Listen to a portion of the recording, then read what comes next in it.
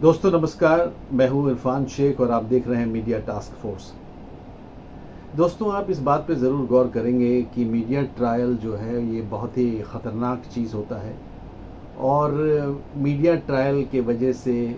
बहुत सारे पॉलिटिशियंस एक ज़बरदस्त खामियाजा भुगतते हैं और कई बार जीते जी तो उनको इंसाफ नहीं मिल पाता है और उसके वजह से, उस पॉलिटिकल लीडर की वजह से उनकी जो पार्टी है, पॉलिटिकल पार्टी, उसको भी बहुत ज़्यादा डैमेज होता है, नुकसान सहना पड़ता है। हम अगर बात करें हमारे former prime minister doctor Manmohan Singh की, तो उनको कोल स्कैम में कहानियाँ आई थी और उनके ख़िलाफ़ इल्ज़ाम लगे थे कि उनके नाक के नीचे बहुत सारी चीज़ें हुई थी जो गड़बड़ था, लेकिन कोर्ट ने, अदालत ने उन्हें लगभग एक साल 7 महीने के बाद इनोसेंट, कोल स्कैम में बिल्कुल इनोसेंट पाया और प्राइमा फेसी कोई एविडेंस कोर्ट को नहीं मिला और जिसकी वजह से उनको इनोसेंट डिक्लेयर किया गया। ये हमारे former prime minister doctor Manmohan Singh की बात थी। दूसरी बात है राजीव गांधी की। जी हाँ, ये भी हमारे फॉर्मर प्राइम मिनिस्टर थे और इनको बॉफर्स स्कैंडल में घसीटा गया, वीपी सिंह ने घसीटा और इसको लेकर के बहुत हंगामा हुआ प्रिंट में और टेलीविज़न में, इलेक्ट्रॉनिक मीडिया में, हर तरफ खबरें आई और ये इस्टेब्लिश करने की कोशिश की गई कि राजीव गांधी कहीं ना कहीं बोफोर्स स्कैम के साथ जुड़े हुए हैं और उन्होंने घूस खाया है। लेकिन उनके खिलाफ भी कोई सबूत नहीं मिल पाया और अदालत ने उन्हें 12 साल 8 महीने के बाद, उनके असैसिनेशन के 12 साल 8 महीने के बाद डिक्लेयर किया उनको इनोसेंट, यानी वो बेगुनाह थे। लेकिन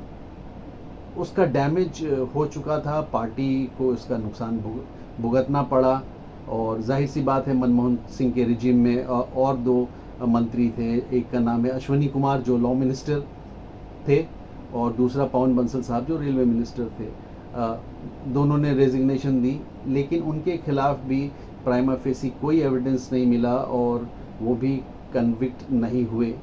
दूसरा एक नाम है सुरेश कलमाडी जी का, वो भी कन्विक्ट नहीं हुए।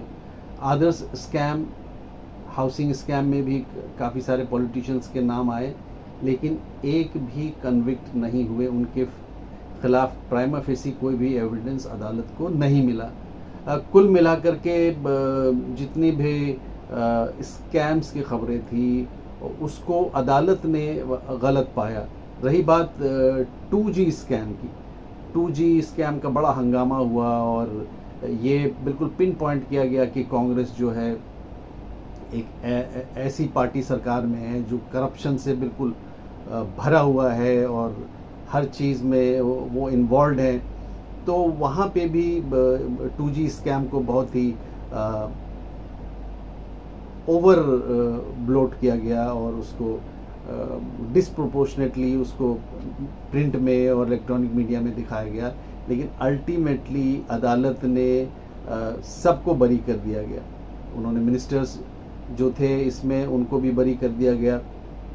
और इनोसेंट घोषित किया गया। कुल मिलाकर के in the eyes of the law they were all innocent, लेकिन पॉलिटिकली कांग्रेस बहुत ज़्यादा डैमेज हुई और जिसके वजह से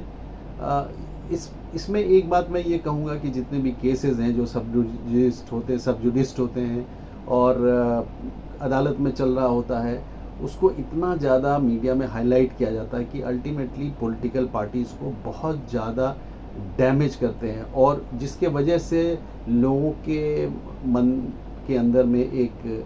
डिस्ट्रस्ट बैठ जाता है। एक जो फेथ है, जो ट्रस्ट है, वो ख़त्म हो जाता है और इसलिए लोग जो हैं, वोटर्स जो हैं, ये कोशिश करते हैं कि किसी और पार्टी को सत्ता में रखा जाए जो लेस करप्ट हो या करप्ट ना हो। कुल मिलाकर के मीडिया ट्रायल की मैं बात कर रहा हूँ, लेकिन इस पूरे प्रोसेस में जो प्रिंट वालों ने जो काम किया, जो टेलीविज़न वालों ने जो काम किया, आज वही प्रिंट और वही टेलीविज़न वाले जो परेशान हैं टीआरपी को लेके, अपने क्रेडिबिलिटी को लेकर के, और लोगों ने उसको बिल्कुल रिजेक्ट कर दिया है, और जो मेजॉरिटी ऑफ द ऑडियंस है वो शिफ्ट कर गए हैं सोशल मीडिया में, और उनको एक टर्म दिया गया, आप सब कोई जानते हैं वो क्या टर्म है, मुझे कहने की ज़रूरत नहीं है। लेकिन आप ये देखिए कि आपने जो काम किया ये बुमरैंग कर गया। What ever that was done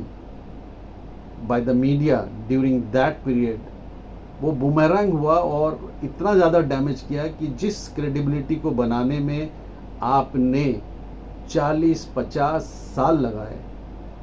वो कुछ ही वर्षों में, विद इन जस्ट 2 डिकेड्स, वो बिल्कुल ज़ीरो पर आ गया। तो उस साख को बचाने के लिए आपको दोबारा बहुत मेहनत करना पड़ेगा, बहुत मेहनत करना पड़ेगा। वी आर प्रोफेशनल्स, हम मीडिया में हैं, हमारे बहुत ज़्यादा स्टेक्स नहीं है, क्योंकि हम जहाँ कहीं भी काम करते हैं we work for a salary. तो लेकिन जो ओनर्स हैं जिन्होंने करोड़ों रुपया इन्वेस्ट किया, जिनके बहुत ज़्यादा स्टेक्स हैं, उनका तो डैमेज बहुत ज़्यादा है। तो मेरा ये मानना है कि मीडिया ट्रायल आप जब भी करें, सोच समझ कर करें, क्योंकि कभी ना कभी वो चीज़ it's going to come back and hit you. So therefore, I believe, let us be authentic, let us be truthful, and let us not fall in any trap created by the political parties. Because it should be, when media is there, it should be media and the audience, which is the common people. So आप अगर ठीक होंगे तो आपको जो feedback मिलेगा, आपको जो साथ मिलेगा, आपको जो support milega from the common people, I don't think then you need anybody else to keep your work running. So therefore, हम लोग, when I was in Z, I was covering a story, बहुत famous हुआ था वो तंदूर murder case, और हम लोगों ने after the shoot was over, we tried to meet सकते हैं, एक ज़बरदस्त आक्रोश होगा भीड़ के अंदर। तो मेरा ये कहने का मतलब है, हालांकि उसमें प्राइमा फेसी एविडेंस मिला था सीबीआई को, और वो कोर्ट में रखा गया, जिसकी वजह से उम्र कैद हुई, but still I feel media trial does lot of damage to people, to political party, and that authenticity and objectivity is really very very important. Thank you. मेरे हिसाब से एक छोटा सा मैसेज मैं देना चाहता था अपने मीडिया स्टूडेंट्स को, और उन्हें समझ में आएगा, क्योंकि अल्टीमेटली ये जेन जी हैं, और एक रिस्पॉन्सिबल कि जेन जी को मैं मानता हूँ, they are very very creative, they are very very creative, and they are honest, very honest, सच बोलते हैं ये लोग, और एम्पैथी है इनके अंदर, एम्पैथी है, बहुत एम्पैथी है, और ये चाहते हैं कि ये मुल्क मजबूत हो, ये यहाँ पे कोई भी पॉलिटिकल पार्टी कम्युनलाइज करने की कोशिश ना करें, ये इस चीज़ के बहुत ख़िलाफ़ है, और ये उन पॉलिटिकल पार्टीज़ को सपोर्ट करना चाहते हैं जो इनके मुद्दों को, इनके मसलों को सॉल्व करे, और देश की इकोनॉमी के लिए सिंसियरली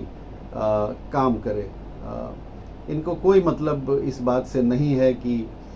आप कौन सा धर्म फॉलो करते हैं। ये इस बात को मानते हैं कि रिलीजन जो है एक बहुत ही पर्सनल चीज़ है, it's between you and God, और उसको घर में रखा जाए तो ज़्यादा अच्छा है, क्योंकि when you mix religion with politics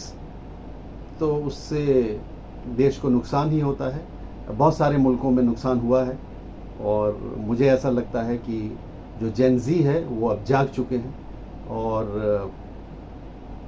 Hindustan में कम से कम वो चीज़ तो वो नहीं होने देंगे।